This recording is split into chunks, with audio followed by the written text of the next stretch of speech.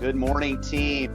It is so great to have everybody on. Thank you for joining us. I have an amazing guest who's joining us today, Lisa Piccardo with T360, and she is a consultant in the real estate space with probably the top consulting firm in the industry. They have been at the forefront of the lawsuits, et cetera, for over a year, and she's a friend. She used to be with Sotheby's International Realty at the corporate level, and it's an honor to have her on.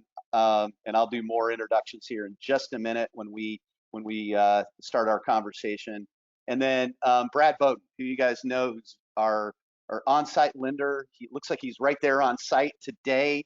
Camera ready to go, microphone ready to go. You're just going to give us a couple quick updates about the market, and then you're going to come back on during our presentation to talk about the lending side of how everything could be impacted. But so Brad, what are you seeing out there right now? Yeah, sure. Obviously, I think everyone's seen activity pick up, which has been great. So I'll try to be short and sweet and give Lisa the floor here, but just kind of a quick market update of what's going on with rates. We had a Fed meeting last week. Mr. Powell obviously did not lower rates, but what we were looking for is something called the plot map graph, which basically tells us where we think rates are headed. They still signaled 3 rate cuts this year. They're pricing in about a 70 to 80% chance of that first one being in June. I am a little bit more skeptical, thinking it might be a little bit longer than that, but we should get some relief at the end of this year. And I would say, where are rates today? With your perfect scenario, your great credit, you're probably in the mid to high 6s. So that is a little bit lower than they were a couple of weeks ago. They've come down, which has been encouraging. But then I'll turn the floor back over to Jim and Lisa, and we'll go from there.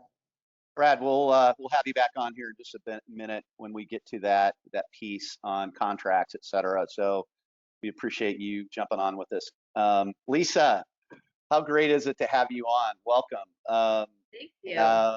Excited to get into this. I know that a lot of our agents that's all we've heard in the last 13 days is about the NAR settlement, and I'm excited to have you on because I know I'm going to learn something here today from you because you've been involved with this for, like I said, over a year. But can you just, number one, just give us a little bit about you and what you've been up to and how you're playing in all of this. This is your new playground. And then just some real quick high level stuff. And then we're going to get into the meat and potatoes of what this really means to the agent. This is what people want to hear now, or agents want to hear, but I'll give you the floor and you just tell me what you're seeing and kind of a few high level things so here. Before I do that, I just want to say that, I used to be in Vermont, and I had a company that I sold to Sotheby's International Realty franchise in 2011. So I spent from 2011 to 2015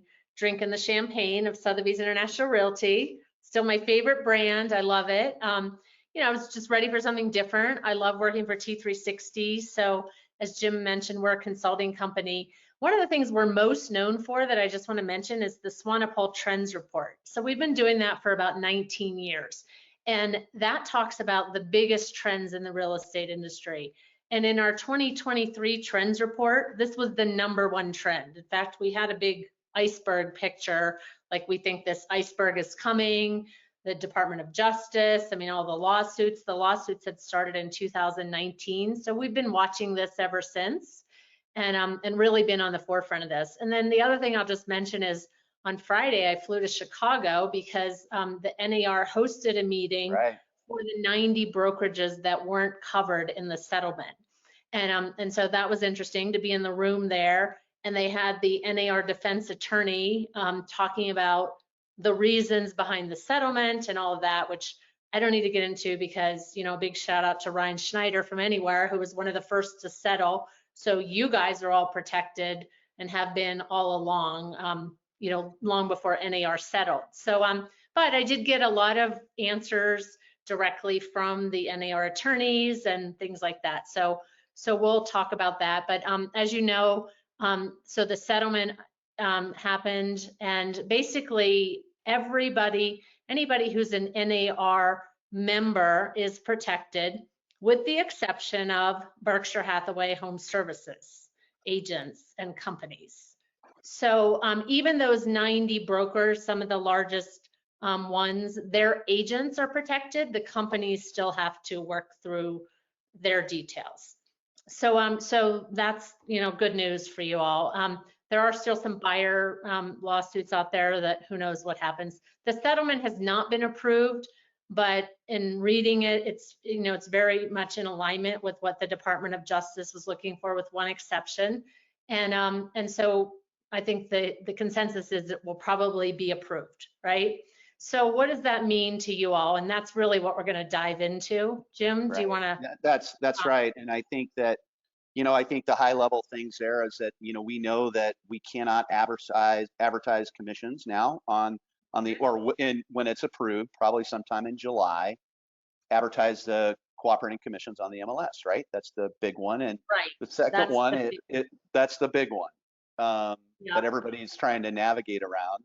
And the fact that we have to have buyer agency forms signed before you show a property. That's part of the settlement, and, you know, will be required when all of this is approved in July. So, or before then, but probably to go in effect in July. So those are the two big ones, right, Lisa, that everybody's talking about or going to talk about? Those are the big ones.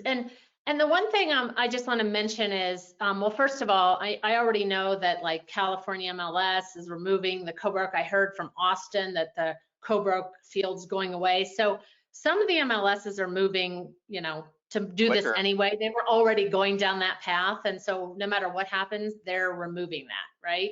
So, so that's a big one.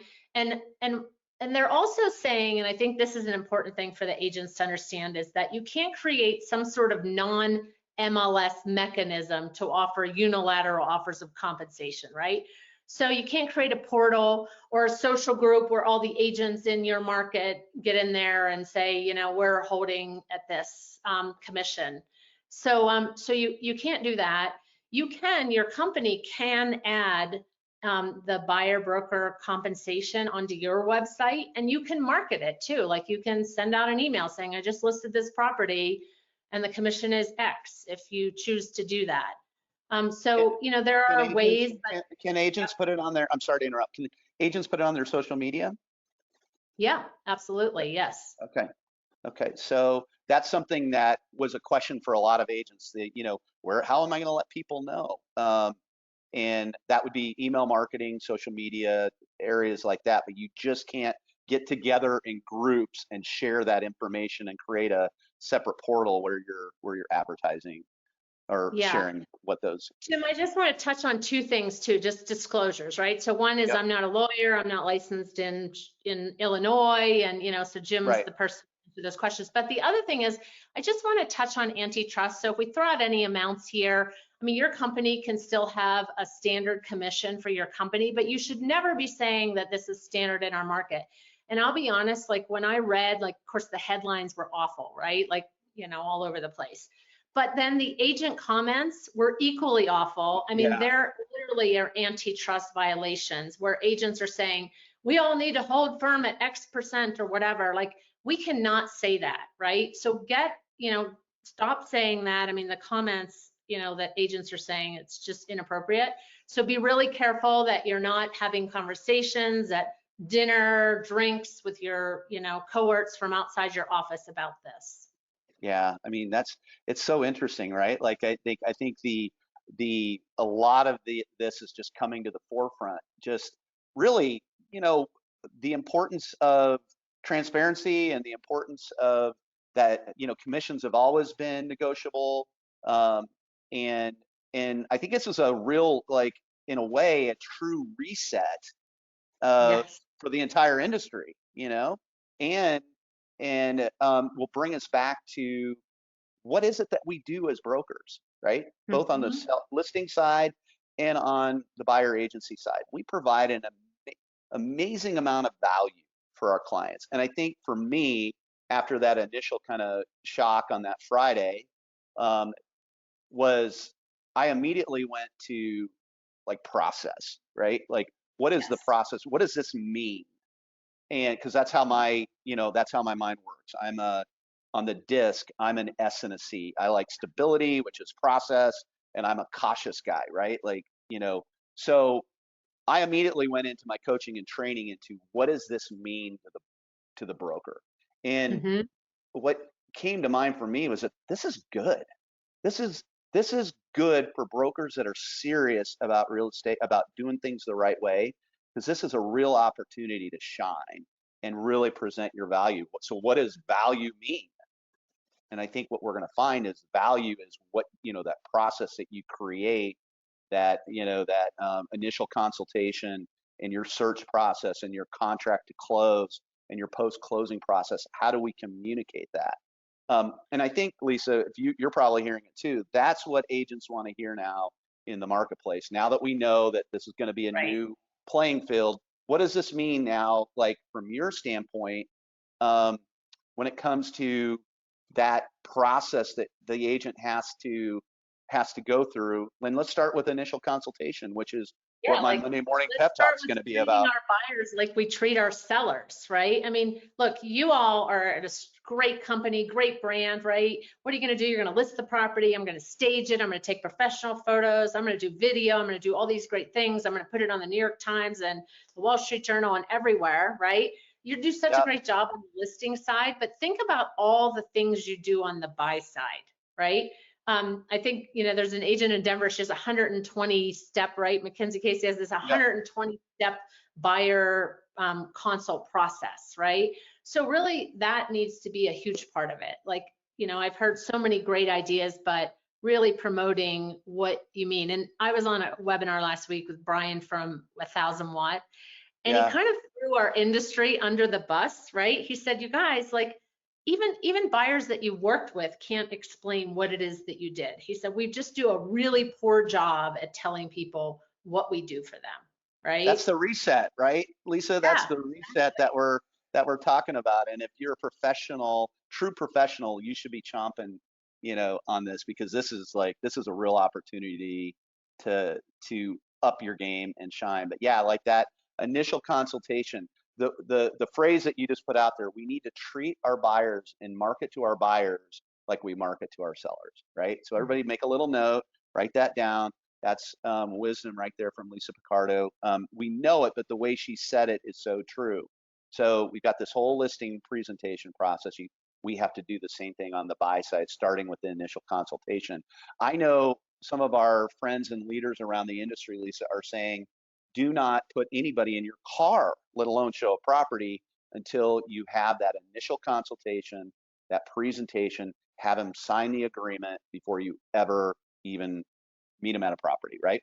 That's going to Yeah, so be let me step touch on number one. that, Jim, the logistics Yeah, of that, right? Because right. it's interesting, I started in a resort market, and by the way, there are 18 states in the US that require buyer agreements, right? And have for 18. a long time, for a long Yeah, time. and Yeah, have for a long time. And Vermont was one of them. And so I got my accredited buyer representation certificate, which I'm a huge fan of. NAR's offering it for free. You should all do it. I got that back in 2007, right? that's the So ABR, Vermont, everybody. ABR. yeah, Yep. yeah. So Vermont had a mandatory consumer disclosure, right? And it literally spelled out customer and client. And then we went to buyer agreements. So in the resort markets, it is really common that you do not meet somebody at a property. In the metro markets, especially with Zillow Flex and all this, people run out and meet somebody at a property. And I recently had lunch with 3 different agents here in the mountains, and they were like, what? Like, who would do that? Who would run out and show a property without sitting down and explaining the whole process, right? But that happens. So I would, in Vermont, I always got a buyer agreement really early on in the process. Not always the first house, but certainly, early, because I wanted to represent them exclusively, right? I want to be able to speak freely. I want to be able to drive by a house and say, that house is listed for 500,000, but it's only worth 400,000. You can't do that unless it's your client, right? So this is the other whole piece of this, right? Think about that. And really having that process, like, what does that look like? If you can't meet them in the office, they're traveling from out of town, schedule a Zoom meeting, right? Like, I used Yeah. to do it on Skype back then, So really schedule, I'm dating myself, right? Schedule a Zoom meeting, go through your process, explain go through your Illinois consumer disclosure, which really outlines this, right? Yep. Yep. What a customer is and a client is, and that you don't do transaction brokerage, all of that. Explain the process and get them to sign the agreement. And if they don't want to sign it for a long period of time, say, we'll do it for a few houses, right? We'll just do it for this week. Yeah, But I you think have to that's have the key, right? People in these resort markets would come in for a weekend. They didn't even know if they were going to buy in Vail or if they're going to buy where you're at in Winter Park or if they're going to buy in Steamboat, Aspen, wherever it might be. They're not gonna know, because so you could do it for a weekend. You don't have to do it for a full year or even 6 months. You Right. can do it. And then that's your opportunity to figure out if this is somebody I want to work with, So Yeah, you've got, we've all had the buyer from hell, right? Pardon my right. French, but Yeah. after a So weekend with the husband and wife, you're like, I don't want to work with them anymore. yeah, so you talk about your search process and you go through that piece, which the search piece won't change all that much, right? And then we get into the contract, Lisa. This is where some of the negotiation is going to go on, and let's talk about how these buyer agency agreements work. One of the things that I realized when I read the entire settlement is that if I have a buyer's agency agreement for 2.5% signed by my buyer and the seller's offering 3, Lisa, I can't take 3, right? Right. I can only take what I have negotiated with the In buyer. your buyer agreement. Can I just mention one other thing Yes, in that please. Yes. in the fine print in the NAR agreement, and I noticed this and a lot of people missed it, and I just saw KW sent out something and they missed it too. They're not requiring a buyer representation agreement. They're requiring a buyer agreement. And the attorney for the NAR specifically left that out, right?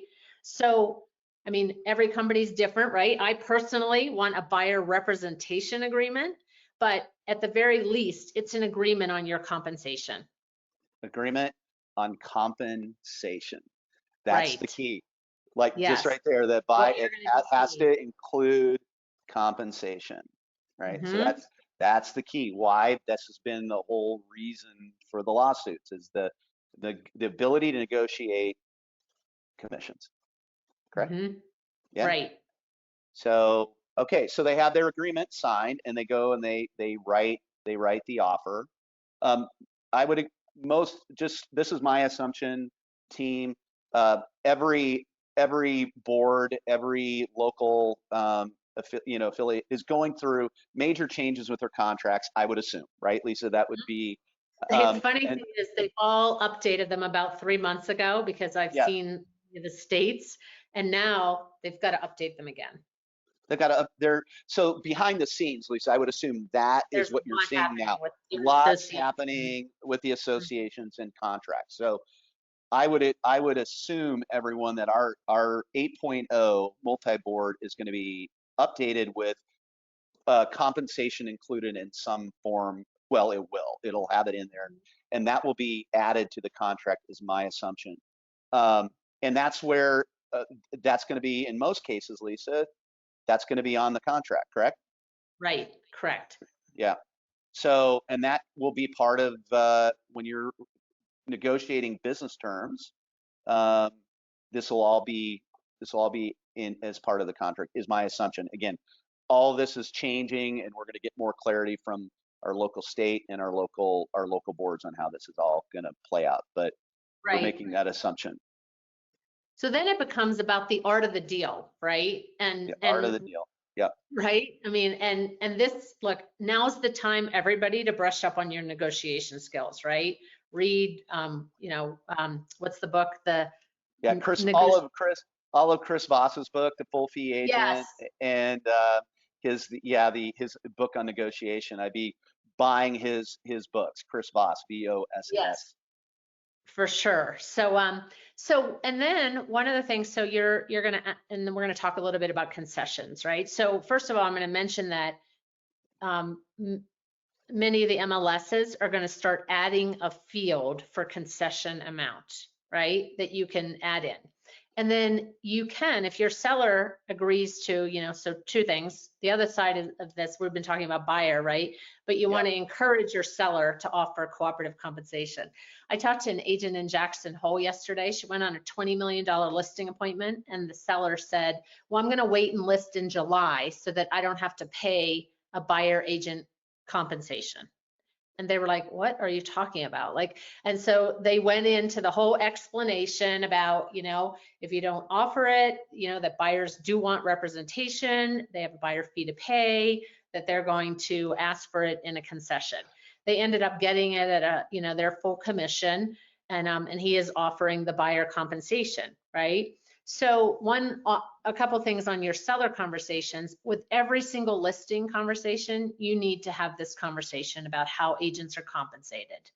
You need to explain to them, what your compensation is on the listing side, and then talk to them about what do they want to offer for a buyer agent compensation. You need to explain that if they don't offer, that it'll probably come in the form of an offer, a purchase offer, right? They can also offer a concession, right? So one of the things, and this is this fine line, this fine print. So the seller concession can be, say, 3%, right? And even if there's not a field in MLS, you can put under comments, seller is offering a concession of 3%. You cannot say for buyer agent compensation, right? Because that concession might be for closing costs, it might be for roof, it might go toward the buyer agent compensation, but it's just a seller concession. No mention of buyer compensation, buyer agency compensation. Brad, I'm going to have you pop on because we're back on where this is about where we're going to start talking about concessions and what's allowed here. But isn't that it's a little bit of nuance? It's right as it relates to that. So between Lisa and Brad, there's different at 10% down, 20% down. There's the lenders have different levels of concessions that are allowed, correct? Correct. Yeah. So Fannie Mae and Freddie Mac, which basically every conventional loan out there and even jumbos follow the same rules. So if you're putting less than 10% down payment, the maximum seller credit is 3% of the purchase price. If you are putting more than 10% down, the maximum credit is 6% of the purchase price. So there is wiggle room in here to have this paid, obviously out of concessions. Keep in mind, the closing cost credit or the seller concession cannot exceed the amount of closing costs and prepaid items, which is taxes and insurance. So, Fannie and Freddie really haven't given any guidance on this yet. I don't know if they will, because, technically now it's set up to have these included in there. So Brad, you're right there in our office, right? So if agents have questions on this calculation, you're happy to help. 110%. Yeah. I mean, stop in. I'm here every day in the city hub and, trying to make it out to the burbs too. But yeah, I mean, we're here to help. We're here to answer questions. If you want to call me directly, you want to stop in and sit down. Yeah, for sure. 110%. So then, Jim, I'm sure that Jameson will provide some sample addendums or clauses, or Brad can help too, but it's things like you're gonna, there's different wording you would put into your offer, right? Seller shall credit X dollars toward closing costs, or seller, I don't know that we want to put in for compensation. Brad, maybe, one of the suggestions I heard, which maybe we don't want to do, is sellers to credit buyer X dollars at close of escrow to satisfy the buyer's contractual agreement with the buyer broker. But maybe we don't want to get that specific because of the lending costs. Well, and here's the thing too, Lisa, in our market, we have the 8.0, like the multi-board contract where the attorneys go through it. There's a group, an association of attorneys that all write these contracts, and they're working behind the scenes on the language. So yeah, New Jersey is like that. In most other states, the agents are the attorneys. You know what I mean? Like they're just writing all these. We are an attorney state, so luckily in this environment, that's a good thing. So these are the peels that are being pulled back, everybody, the onion peels that are being pulled back. We're behind the scenes, all of the language. Don't be worrying about that right now. We are going to get it figured out and out to you. And but we have a lender. We have who's on site to help us. Brad's on site to help us. Consider this if it's going to be put in as a concession, what that wording is. et cetera. So we got to be very careful. The key here is we can't mention it's for buyer agency, you know, paid. So, I mean, and this will become much more clear. So, Brad, you were very helpful in giving us what those numbers are, and thank you for being available for our team. Of course. And I can't Brad, thank you VA, enough. right? There's no concessions allowed for VA, is that Correct. right? If you're doing a VA loan, they are not allowed to pay real estate commissions. It's correct. So it would have to be paid by the seller like it is now if it's a VA loan. Mhm. Yep. Got it. So Yeah, so I think that's the contract piece. Yeah. yeah, and I think the one other piece, Jim, that everybody's kind of, stressing out about is how do I know what's being offered? And, I mean, you can pick up the phone and call, right? I mean, some companies may have it on their website, some have it might in marketing, but one of the concerns is that the cooperative guarantee is gone, right? So they might advertise that, but I don't know how you hold them to that, right? So this is why it's going to become increasingly important to put it into the offer. That's right.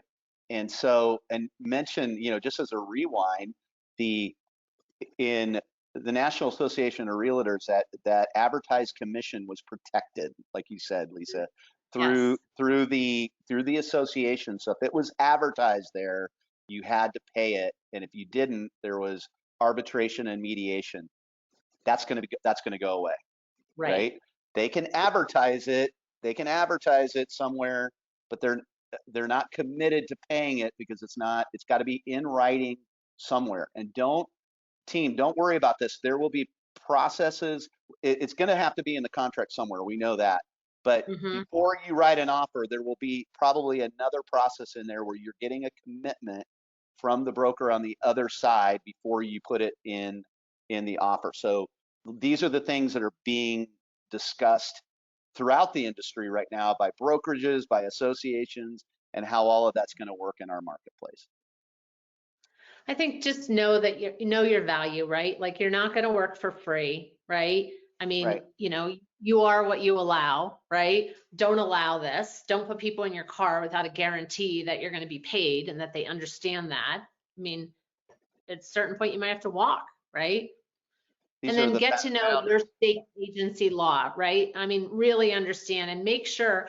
I always feel like if you truly explain to somebody what a what unrepresented buyer means, then they're going to really want representation. Like that's, and they're going to want representation. They're going to pay for representation, all of that. And let's talk about that too. On the listing side, I think we kind of talked a little bit about it, Lisa, but when you're working with the seller, you want a represented buyer on the other side if you go to contract. Mm-hmm. Because as you know, when you're representing a buyer team, you're 90% therapist, right? You don't, if you're a listing agent and you've got somebody unrepresented on the other side and that buyer gets a 50-page document from the inspector and they don't know how to read it and they freak out and say, deal's done. They call their attorney, I'm done. You got the buyer is in a way, Lisa, almost like an insurance policy, right? Yeah. To get that deal to the closing table because they're speaking reason into and being able to look at that document and say, we see this all the time. This is what we can do to address that. And so those deals are going to be much easier and much less fallout if you've got if the seller has a buyer represented on the other side of the transaction. That's my feeling. Yeah, I was always really uncomfortable, being on both sides and like having to walk that fine line when I had a listing, and what can I say and not say, and it's an awkward place to be. That's right. So in wrapping up kind of with the Lisa piece of this presentation, Lisa, by the way, every time you come on and help us and join us, I always learn from you. Thank you for that. I think my big takeaway here today is what's been validated for me is that this is as much of conversation you got to get your scripting down for the sellers as much as it is with the buyers, right? Because our business as a whole and how we transact and how we work together as a brokerage community It's not going to change. It's just how what's been disrupted is how commissions are negotiated. Mhm. And that's a good thing, because if you're someone that provides a ton of value, this is your chance to shine. This is your chance to shine and go out and take market share. That's my opinion on this. So yes, is it going to be more work in terms of, paperwork, et cetera, here and there, and, different guidelines to follow, and, yes, but you know what? That's okay. It's needed. It was a reset in a way that this industry needed, and people that do it well are going to win. And that's good for the consumer, and that's good for top brokers. That's my takeaway from this. Lisa, is there anything that And my you'd like to last wrap up? I think I've heard from some leaders that that they see their agents divided, right? There are those that are really stressed and, getting together and chit chatting, this is going to be awful for our business and how are we going to do this? And then there are those that are like, you know what? We've got this. I know my value. I know what I'm worth. So be on that side of the table. If you're not there, talk to Jim. He's an awesome coach and he'll get you there. But, you guys, we provide so much value. We do so much. And so, realize that and communicate that to your clients. Lisa, I want to show you something that our team put together. Sarah, I'm going to have you pop up the screen here real quick. And on our Propel, Lisa, we have an intranet site that has been so helpful for us. We've just added this in the last year. That search button up at the top allows people to get anywhere they need any of the resources. But we put a big section on the NAR settlement. This is our resource hub, where we've got talking points to your clients. We're going to have all of the updated forms, all of the changes that are being made, team, are going to be posted here. These are talking points, everything that we do for the buyers, working with buyers, and how that, kind of your value proposition is all right here that you can use when talking to your sellers and talking to your buyers. So it's all here.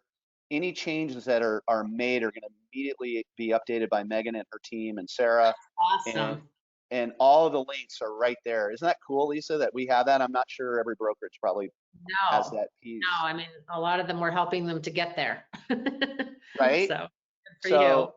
So it's all right there. And team, our promise to you is you guys will lead in this whole transition. I guarantee you, we're gonna get you there. You're gonna be fine. We're committed to your success. It's like having Lisa on today is she was a hard get. She was a hard, T360s leading the way, and to get her on today was was not easy. And Lisa, I'm so grateful that you're able to join us today, because you added a ton of value to our organization and our company. And we appreciate you and everything you did for the brand before you went to T360. And you've led the way on so many things. So we're so grateful for you and you being here with us today. Great, thank you.